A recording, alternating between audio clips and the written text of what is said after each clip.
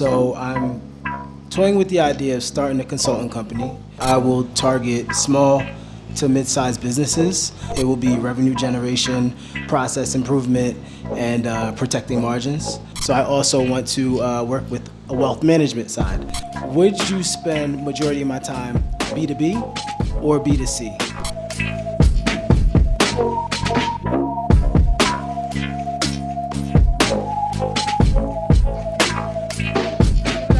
Tori, thank you so much.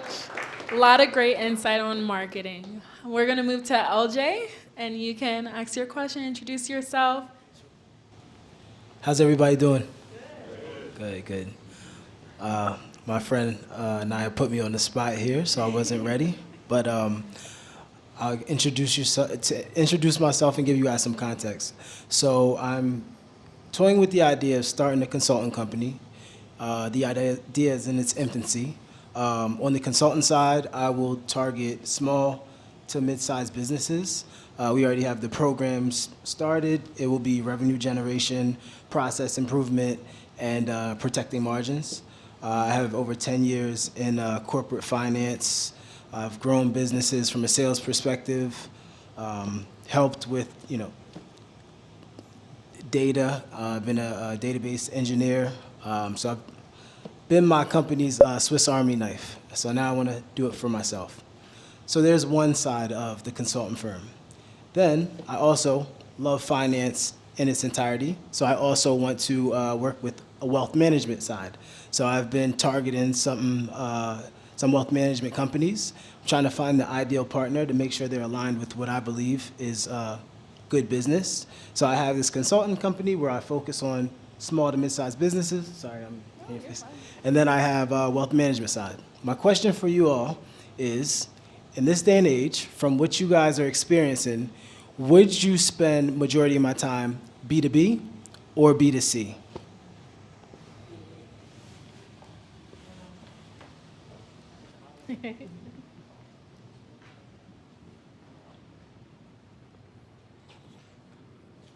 I think I'm just gonna say I'm not a business owner. I ride the train of finding something and then I turn that into my business. And even in the major companies I've worked for, it's kind of funny. Taylor is from one of the technology companies from 5 years ago that I did business with, and actually, it's always coming down to the individual. For me, it's different for everyone.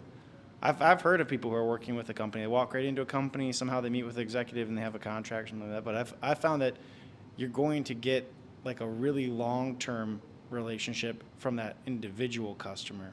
So that's why I would say B2C. And just to provide additional context, B2B means business to business, and B2C means business to consumer or individual. So, thank you.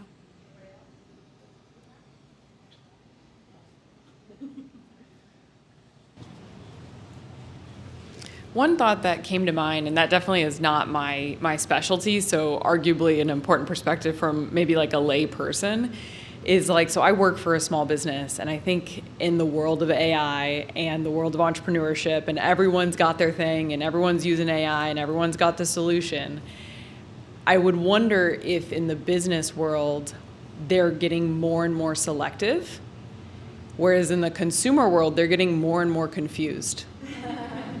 There's way too many options, and then you're like analysis paralysis, and then you still don't know what to do.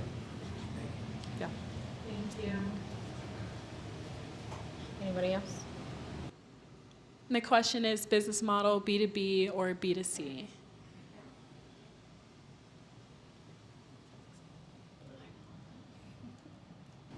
What's the bottleneck? I guess it depends on who you're talking to and what program I'm focusing on. Right now, with this being at its infancy, there is no bottleneck, right? Like, the ocean is the ocean at this point. For me, as I talk to every consumer, the fun thing with it is you figure out what their bottleneck is, and then you solve for it. That's the fun part with consulting. In doing it for so many years, the problem's pretty consistent, but when you really unpack the layers, it's unique. I don't know if I'm answering your question. Between B2B and B2C, who did you work with before? Well, being in corporate, it was B2B, but being a seller for a corporation is very much B2C, right? Because at that point, the CEO is really one consumer, but they're running the business. So it's a weird way of answering that question, but it's a mixed bag, right? Really. Who did you enjoy working with? That's the fun stuff too, right? Because there's the business answer where I'm going to tell you I'm going for margins to keep this thing afloat, and then there's the passion projects, and I think there's finding that balance. Working for myself, I get to choose who I want to work with, which is fantastic. I haven't been able to do that in 10 plus years. So I enjoy bits of both. Again, I'm not really answering your question. I'm not. They're hard questions to answer from a consulting perspective.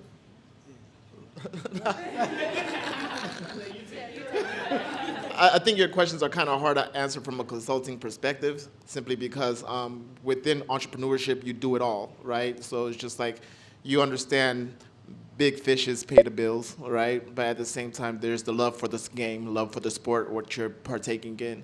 And that's when you get to sit down and actually help the clients on an individual basis. And I think this, to piggyback off of that, I think the sweet spot is working B2B and talking to all the stakeholders that are making the decisions, but then also talking to the users that are actually going to use whatever product, service that you have, and finding that happy middle where you can really solve for everything. Happy middle. It's nirvana, though, right? Like, Were you in the management consulting industry? so I worked for a food company for 10 plus years. Prior to that, I was in consulting where we specialized in supply chain, but ran the gamut. Can help me understand that question? Where are you going with that question? Because I think that could be a really good question. The reason why I asked is 'cause I heard you say wealth management. I also heard you say food and beverage, without the word beverage, but food and beverage, and then also supply chain. So if you can decide between whether you want to go for wealth management, supply chain, food and beverage manufacturing, and then you can niche down again from there, then you can identify who your target audience is, who you want to sell to, and you'll have more clarity because then you can research the specific industry and how you can create a product or several products to sell. This is perfect. So I'll tell you a little bit. I didn't plan. What's your name? Steven Serrano. Steven, thank you for these questions. I think that's the fun part of consulting is using the supply chain background. I could tell you about an RFP process. I could tell you about consolidation, eliminating processes, and then I could tell you about my food beverage. There's so many skill sets, but at the end of the day, I would love to get out in the field and, again, pick my clients. And I don't want to niche it down too much. I know certain books will tell you that you should niche it down, and I do look at certain industries I want to work in as I build out the models, but at the same time, it's using all those backgrounds that I think it's going to be a differentiator. I heard you said there were specific industries. What are those industries? Yeah, it's a good question. Right now, I'm going to put it back on you. In Charlotte, where should I spend my time in Charlotte based off of what you're seeing? It's not about what I'm seeing. It's about you and the research that you're doing for the industry and what makes sense. Yeah.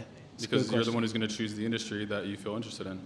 Yeah. So whether it's one of those three or another one that you said that you're researching, that you have some I appreciate that. business models created for. It's great feedback. I appreciate that.